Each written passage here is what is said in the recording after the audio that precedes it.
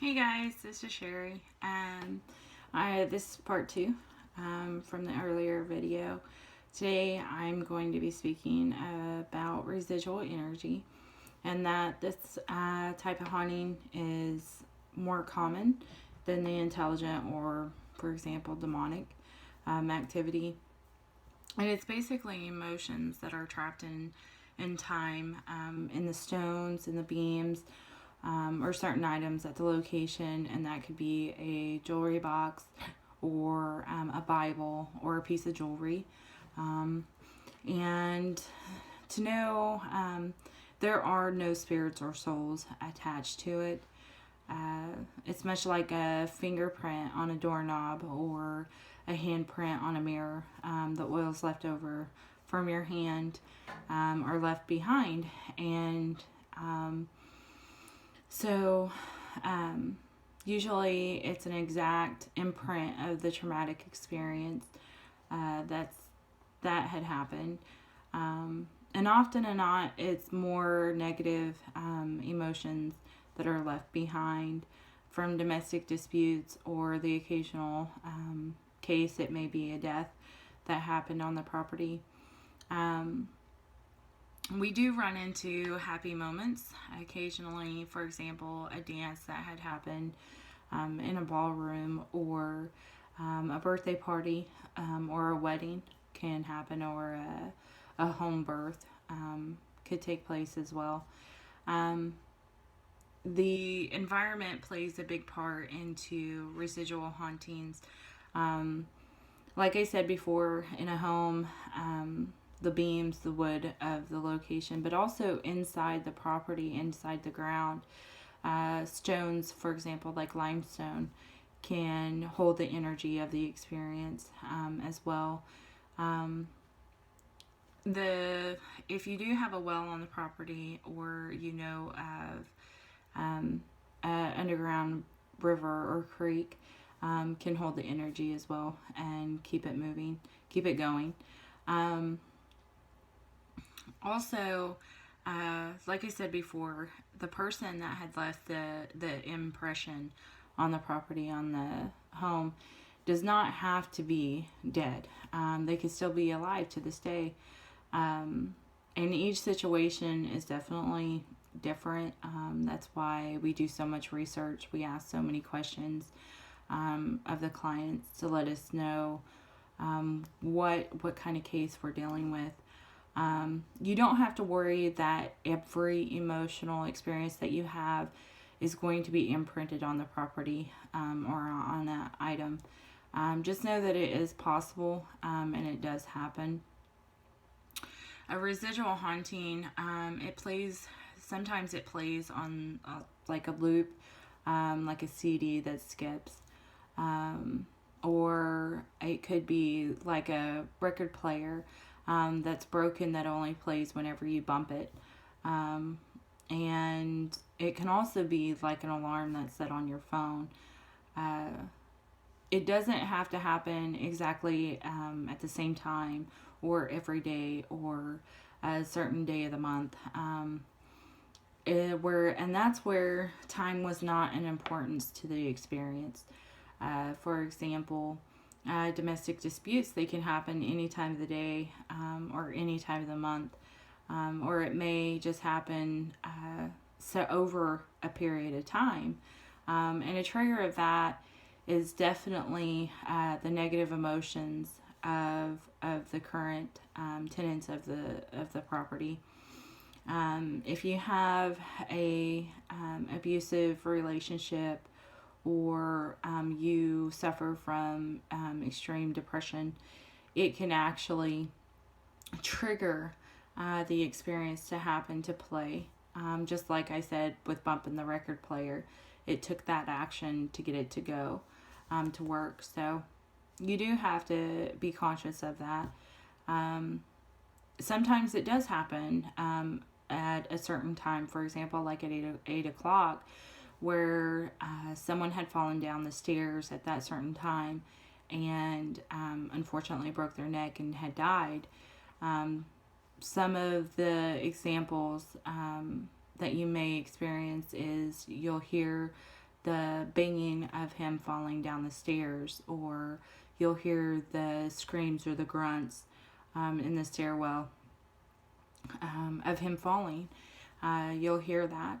One thing that is really, a few things, but one thing that's really important with residual energy is to pay attention to the time that you experience it. Also, paying attention to the date. If it was Wednesday or Thursday, or if it was on the 17th of the month. Pay attention, because the more you notice, the easier you'll see that there's a repetition of the activity, and that's more information that you can give to the paranormal team if you do have it, the property investigated. Like I said, a trigger could be a domestic dispute going on between a couple, or any type of abuse happening between a parent and a child, a death of a close one, that emotional depression and anger and denial that you're experiencing from that death could trigger it to play, because it just might have been a wife whose husband had died, and she was experiencing those exact same things, and it was imprinted on the property. For example, a woman back during World War I or World War II, every day at noon, and again at dinner time, she would go to the window and search for her husband, look for him, and expecting him, to be outside, coming home from the war, or looking for someone coming to tell her, give her news about her husband.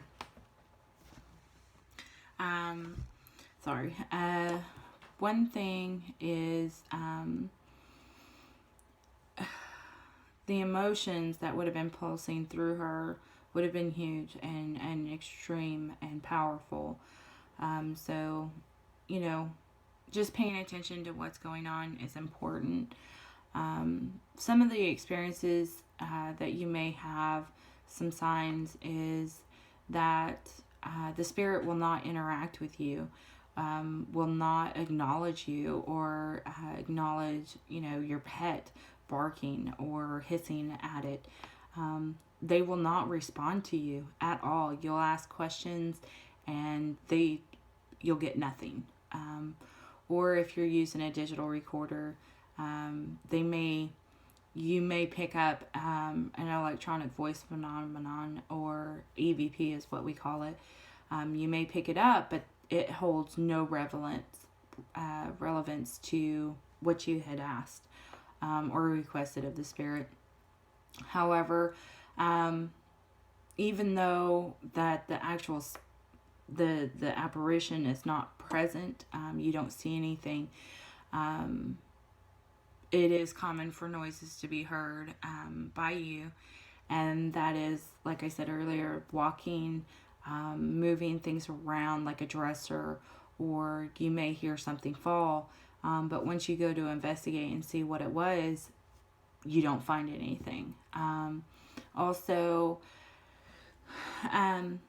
with a residual haunting, you may experience the emotions of the energy, of the experience, of the traumatic experience.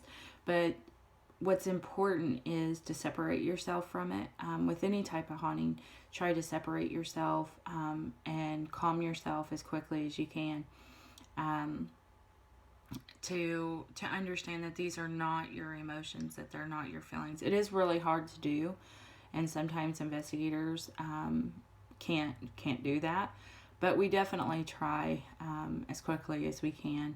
So, like I said earlier, smells that have no source. So it's important to notice your surroundings, your environment. with residual energy, there may not be anything that can be done to stop it. And in some cases, unfortunately, the only choice will be to move. But that's not always feasible due to, financial reasons. Residual energy may fade with time. So that's definitely something to look forward to. If the energy needs to be triggered, then you can simply change it by changing the emotional state of the people that are at the home, and that may rectify the situation. Some believe that cleansing the area, blessing the home, blessing the family may help the situation to clean it, to remove that residual energy.